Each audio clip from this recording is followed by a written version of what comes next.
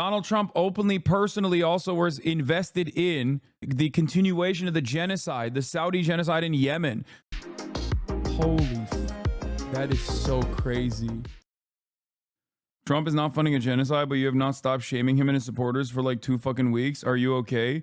Blink twice if you're being silenced by Zionists, or is this who you really are?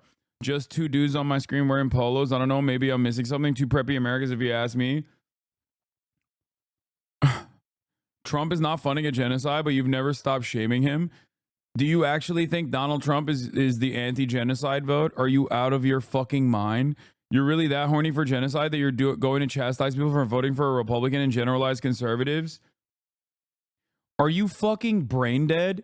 Did you hit your head on the way over here this morning to start typing in this chat like this? Are you actually out of your fucking mind? Dog, which party is responsible for the war on terror originally? It's the Republicans. Donald Trump himself is absolutely pro-genocide. Donald Trump is the most popular politician in Israel. Donald Trump is constantly having phone conversations with Benjamin Netanyahu. The Democratic Party's complete capitulation to the most bloodthirsty aspects of ultra-Zionists in Israel in the government and the actions of the military does not change that reality. Donald Trump got $100 million this time around from Sheldon Adelson's wife, Miriam Adelson. Last time around, Sheldon Adelson and Miriam Adelson were some of the biggest donors to Donald Trump, which is precisely the reason why he gave Israel Golan Heights, which Sheldon or Miriam did not even ask for. Donald Trump took the American embassy and moved it to Jerusalem, permanently solidifying the occupation of East Jerusalem, recognizing it as Israeli territory. Donald Trump also did the Abraham Accords. Donald Trump cast aside the Iran denuclearization policy, which would have normalized relations with Iran. Iran was following through on those conditions. Donald Trump added additional sanctions to Iran after cutting apart the Iran denuclearization agreement, which wasn't even an agreement conducted just by Barack Obama and Iran. It was literally a multiple decade process, which many other European partners were involved in as well. What the fuck are you talking about? Donald Trump openly, personally also was invested in the continuation of the genocide, the Saudi genocide in Yemen. Trump vetoes measure to end the U.S. involvement in Yemen war. Now, let me explain something to you, by the way. All these fucking dumbass libtards that come in here on a daily fucking basis and talk to me about Houthis this, Houthis that, they also were anti this. Now they're pro it because the Democratic Party's position is Operation Prosperity Guardian. Fuck Yemen. We need to blow them up. Okay? Because, God forbid, Ansar Allah and the Yemeni population are like not exactly on board with Israel's genocide of the Palestinians. But don't ever come in here and fucking tell me that Donald Trump is going to be better on fucking Gaza. What the fuck is wrong with you? You are hallucinating an alternative reality, which makes sense because you're probably a fucking reactionary conservative. Donald Trump's, literally just go and watch Donald Trump's anti-Semitism seminar that he gave, where he was like, if I don't win, Jews are the reason. Jews are the reason why I don't win. That entire seminar is just him straight up being like, I've done so much for you fucking Jews. I did so much for Israel. Vote for me. Vote for me today and tomorrow. Chuck Schumer's a Palestinian. He's a Palestinian, folks. He's just saying the most unhinged, psychopathic nonsense. Like, I get looking at the Democratic Party currently openly saying, fuck the Arab vote, fuck the Muslim vote, fuck Gaza, we don't give a shit, okay? I get looking at that and being frustrated. But if you genuinely think that Donald Trump is going to be pro-Muslims in the MENA region, or specifically going to put an end to Israel's genocidal actions, you're out of your fucking mind. He is, this time around, saying he is going to annex permanently the West Bank. Okay, that's what Miriam Adelson wants this time around. He's going to do the Esther Project, which is Project 2025's extension to specifically anti-Israel advocates and activists in the United States of America. He wants to do fucking, the Heritage Foundation wants to use RICO charges and mass deport people who are anti-Israel. Okay, this doesn't change the calculation or the reality that the Democratic Party is also actively pursuing pro-Palestinian protesters like Attorney General of Michigan Dana Nessel did. Okay, This doesn't change the reality that Chuck Schumer wants to adopt the IHRA definition of anti-Semitism, which is a fucking insane thing to do.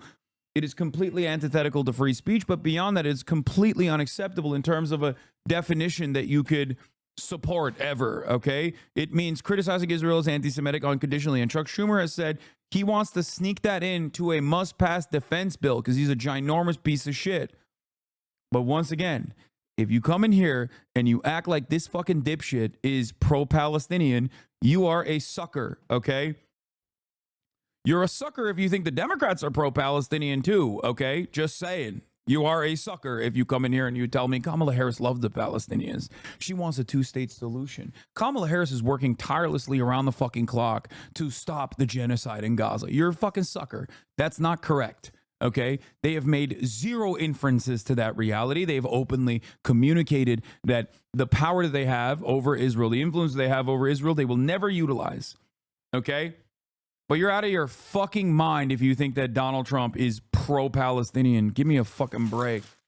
I love the reality that the Democratic Party is so overtly pro-war, and they certainly are, and it's very frustrating. But the Democratic Party is so overtly pro-war that you now have dumbasses who can come in here and unironically argue that they think the conservative movement is anti-war. There's never been a moment where the conservatives have been anti-war. They don't want to fucking fund Ukraine for one reason or another because I think they're populist and most Americans don't give a shit. Okay, so they're like, yeah, why the fuck do we use all that money in Ukraine? What do they want to use it on? Bombing Mexico. Does that sound like anti-war to you? Does that sound like anti-war to you? The rhetorical trick that Republicans used to always apply, and they still are doing this to this day, and I saw Glenn Greenwald use this trick the other day, and I thought it was like really fucking crazy. That was the reason why I also clocked Tulsi Gabbard as a phony early on. Is this, okay? When you hear someone say this, understand that they are not anti-war unconditionally, and they're simply a charlatan masquerading as someone who is anti-imperialist or anti-war. Okay? When someone tells you this is a bad war and allows it and makes it seem like there is a good war, a useful war to be engaged in instead, know that they're not anti-war. They're anti that war, potentially. Okay? But there's definitely wars out there that they are for. Tulsi Gabbard did this expertly as well. A lot of people fucking stupidly thought that she was anti-war because she kept saying, well, I'm for just wars. You know, there are just wars, but this war is bad, but there's a just one out there. She would always say like, oh yeah, you know, any kind of combating of Muslims, that's a good thing. What? You have no proof or claim that Trump will be worse, and you can at least fucking acknowledge that? Yeah, the fucking difference is you can make up every hypothetical situation where Trump will be worse than Harris on the genocide, but you have no evidence to say that? Of course I have evidence to say that. Donald Trump was the president for the past... Donald Trump was president for 4 years. Harris was not.